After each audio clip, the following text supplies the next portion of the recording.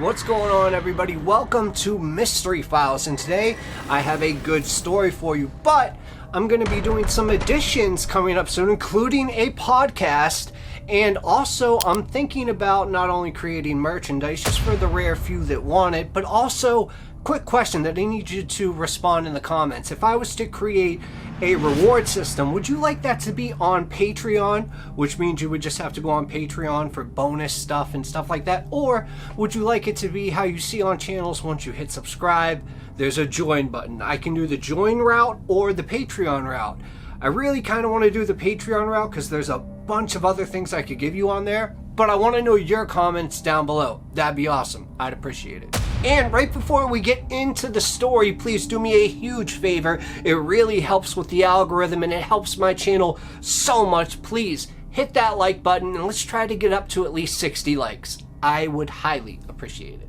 Okay, so today's story, we have multiple people in it that just go vanish, and I want you to determine if this place is real, because if it is, it could be worse than the Bermuda Triangle, because this one is on land. So without any further ado, as of now, it's time to slip into a mind that's not our own. Let's go.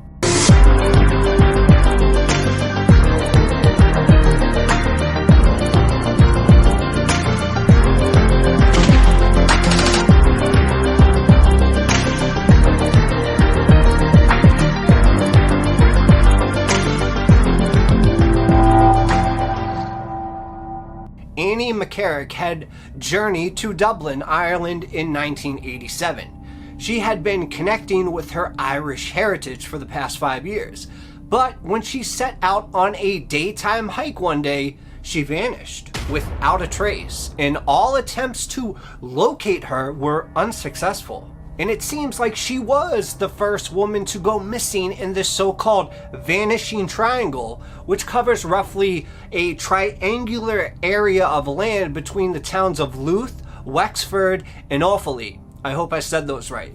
But this expanse includes parts of various counties, as well as the country's capital city of Dublin.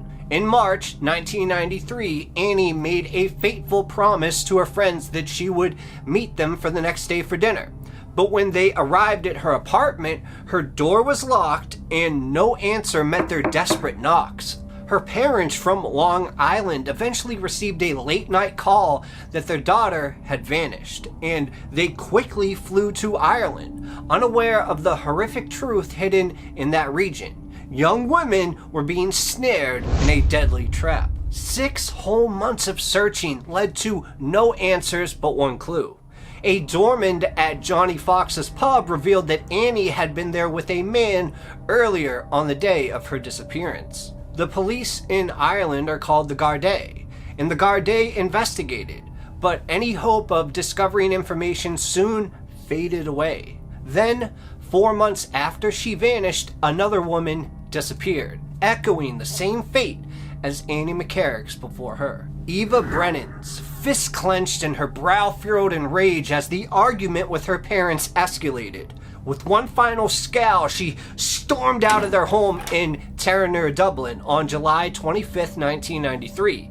A decision that was to haunt her family forever. Not hearing from Eva over the days that followed, a heavy dread descended upon her parents until they found the courage to bravely venture to her apartment. But all that hope just evaporated when they found no trace of her daughter there. And seconds later, they were making a desperate rush to the Gardaí station with their hearts pounding in fear.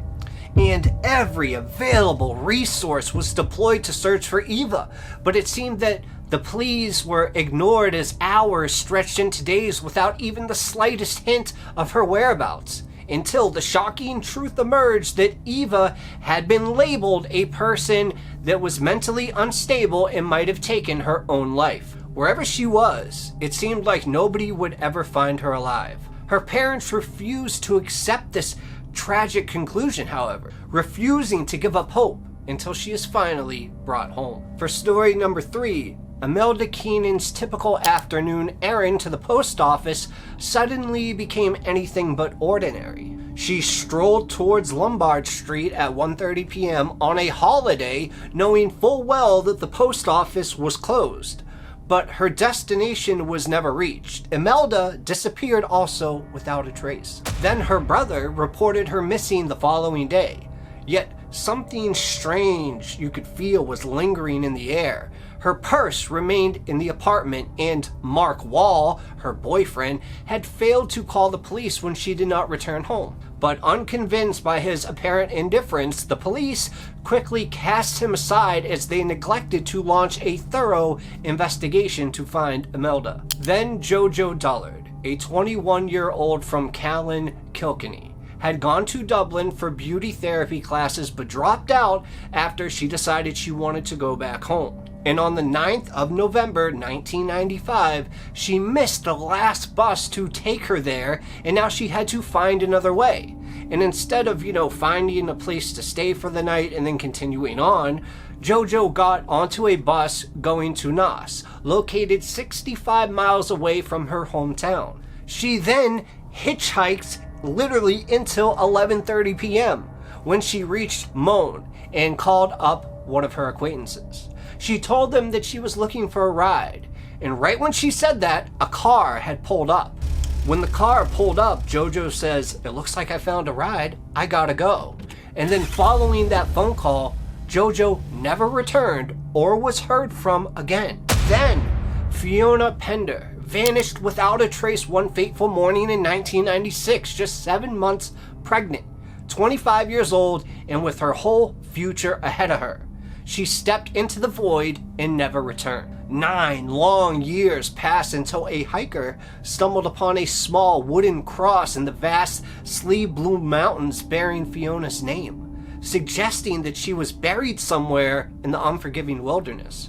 And despite intense searches, no trace of Fiona has ever been found. Not to mention the tragedy continued. On the evening of February 13th, 1997, 17-year-old Sierra Breen was watching TV with her mother before they both went to bed at around 12:30. An hour and a half later, Sierra's mother decided to take a bathroom break, which led her to find that her daughter was gone from her bedroom. So the police were called in, and it soon became apparent that Sierra had been sneaking out of the house at night and returning before morning. She had done this now numerous times. This time, however, she never made it back home. And during the investigation, Sierra's friends told the authorities about Liam Mullen, someone who lived on their street and seemed obsessively infatuated with Sierra, yet was constantly snubbed by her and her friends. And he was arrested twice in connection with Sierra's disappearance, but was ultimately released due to lack of sufficient evidence. And in 2017, Mullen passed away while he was under arrest for an unrelated crime. By then, 6 women were already reported missing. And I actually did the story of Sierra Breen as one of my first stories that I ever told. And I will put a link to it in the description, or I'll put it up right here or in the cards. And the drama and trauma continue, because on February 8th, 1998, 19-year-old Fiona Sinnott joined the list of 7 people who had now gone missing.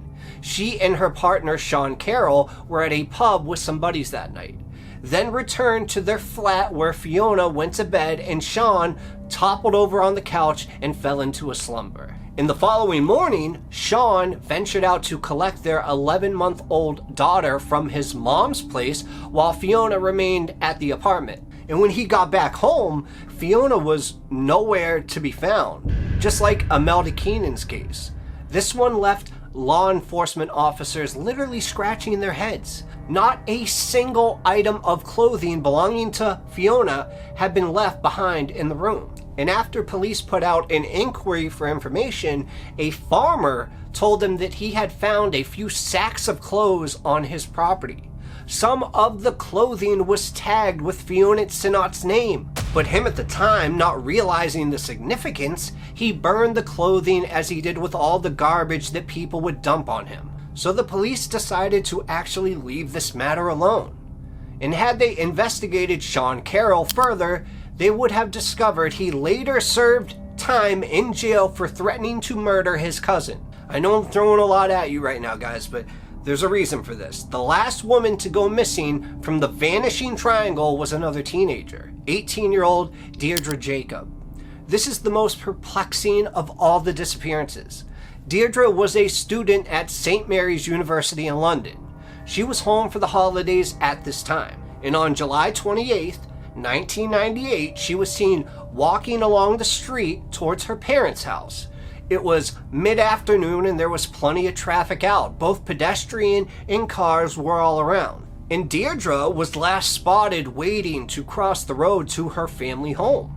She vanished from a very busy street in broad daylight, and no one saw one thing at all. Deirdre Jacobs' vanishing was the last connected to the Vanishing Triangle, although there were at least 5 more cases in the same period that had a conclusion. The remains of these victims revealed signs of sexual assault, battery, and strangulation. And it's sad to say, but this is likely what happened to the 8 missing women as well.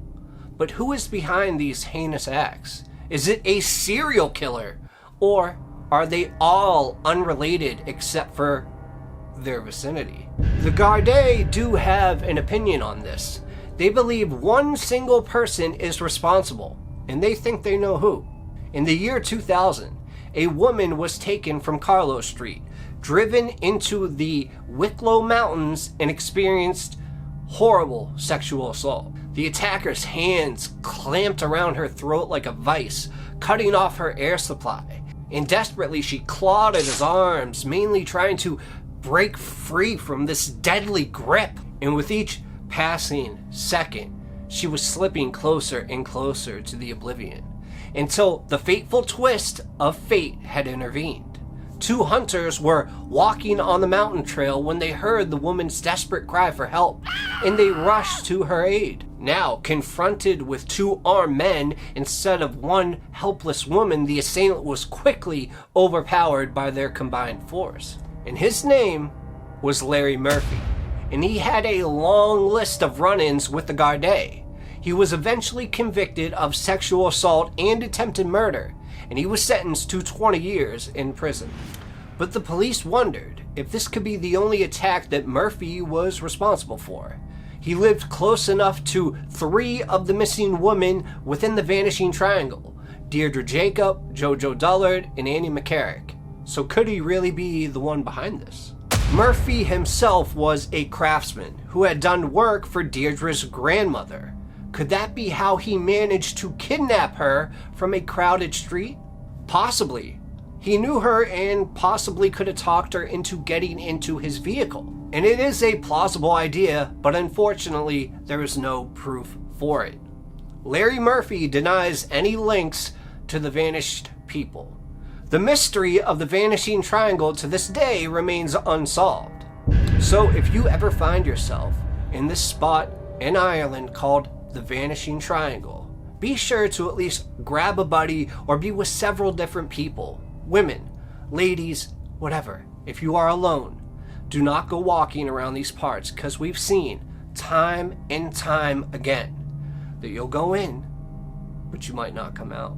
Thank you guys so much. After a lot of true crime, I just thought I would throw a little mystery at you today. Basically, this is a regrouping week, and I'm going to have a lot of good stuff for you next week, plus other announcements. But like I said at the beginning, please let me know what you prefer, whether it's Patreon or the join button. And if you haven't done this already, please like this video and subscribe, and let's try to get this up to 60 likes. That's all I got for you today. Cheers.